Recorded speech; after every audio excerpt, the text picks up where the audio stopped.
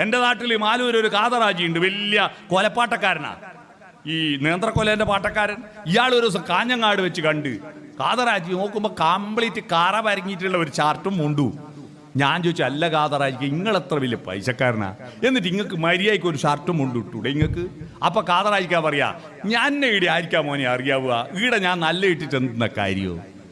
നല്ല ഇട്ടിട്ട് എന്താ കാര്യം? അന്നെ ഈടെ ആർക്കും അറിയാവോ? ഇല്ല. ഒരാഴ്ച കഴിഞ്ഞ് നോക്കുമ്പോൾ കൂത്തുപറമ്പിൽ ഇതേ വസ്ത്രം ഇട്ടിട്ട്. ഞാൻ ചോദിച്ചു, അല്ല കാഞ്ഞങ്ങാടെന്ന് പറഞ്ഞു, നിങ്ങൾ ഈടെ ആയിരിക്കും അറിഞ്ഞൂടാ? ഈടെ ഇങ്ങൾക്ക് എല്ലാവർക്കും ഇങ്ങളെ അറിയില്ലേ? പിന്നെന്താ നിങ്ങൾ അത് തന്നെ ഇട്ട്? അന്നേരം അയാൾ പറയും, അതെ ഈടി എന്നെ ആയിരിക്കും അറിഞ്ഞൂടാത്തത്, പിന്നെ ഈ കുപ്പായം കണ്ടിട്ട് തന്നെ ഈടി എന്നെ ആയിരിക്കും അറിഞ്ഞൂടാത്തത്.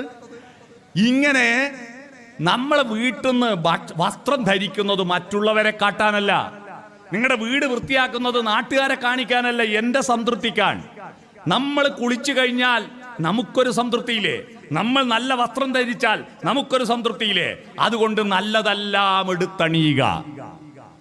പണം ഉപയോഗിച്ചിട്ട് ഫലപ്രദമായി നിങ്ങൾ എൻ്റെ അടുത്ത തലമുറക്ക് കൊടുക്കാൻ വേണ്ടി സൂക്ഷിച്ച് വെക്കും. മര്യാദയ്ക്കൊന്നും തിന്നാണ്ട്, മര്യാദയ്ക്കൊന്നും ചെലവാക്കാണ്ട് സൂക്ഷിച്ച് വെക്കും. എന്നിട്ടോ നിങ്ങൾ 5 ലക്ഷം ഉറുപ്പിയുണ്ട് എൻ്റെ അക്കൗണ്ടിൽ എന്നെല്ലാം പറഞ്ഞാൽ പിള്ളേർക്ക് മൂക്കിൽ വലിക്കാനില്ല. അത് നാട്ടിലൊരു ചൊല്ലില്ലേ, ഉറുമ്പ് അരിച്ചു കൊണ്ടുവച്ചത് കാക്കൊരു കോരലിനെ ഉള്ളൂന്ന്.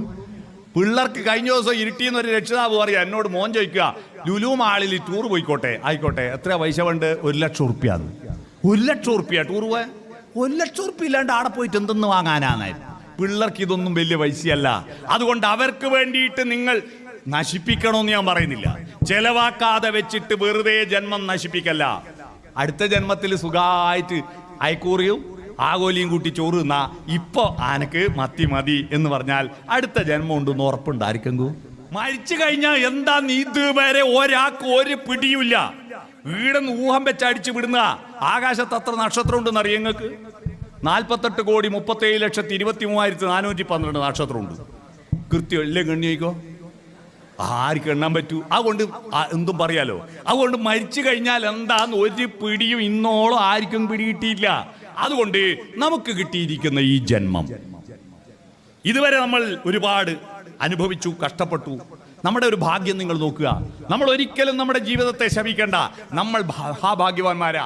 ഉഷാകിരണങ്ങൾ പുൽകി പുൽകി തുഷാരബിന്ദുവിൻ വദനം ചുവന്നോ, പകലിൻ മാറിൽ ദിനകരകരങ്ങൾ പവിഴമാലികകൾ അണിഞ്ഞു. ബിരിയാണി തിന്നാൻ പറ്റി, നല്ല ഫോൺ ഉപയോഗിക്കാൻ പറ്റി, AC റൂമിൽ കിടക്കാൻ പറ്റി, നല്ല നല്ല വാഹനം